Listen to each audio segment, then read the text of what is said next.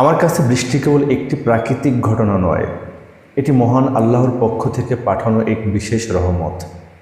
আমি অনুভব করি এই বৃষ্টি শুধু পৃথিবীর তৃষ্ণা মেটায় না, বরং এটি আসমান থেকে জমিনের জন্য ভালোবাসা বয়ে আনে।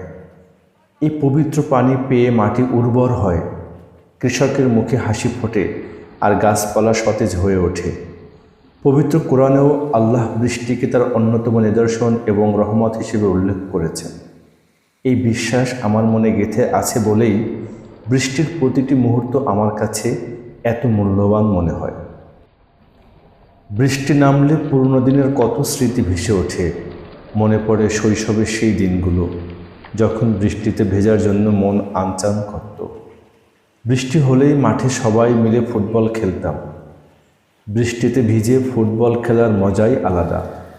এই বৃষ্টি আমার মনের সব গ্লানি আর অবসাদ ধুয়ে দিয়ে এক অনাবিল প্রশান্তি এনে দেয়। তাই যখনই বৃষ্টি নামে, আমি জানালার পাশে দাঁড়িয়ে প্রকৃতির এই অপরূপ কাব্য উপভোগ করি আর মনে মনে আল্লাহর প্রতি কৃতজ্ঞতা জানাই এমন সুন্দর একটি উপহারের জন্য।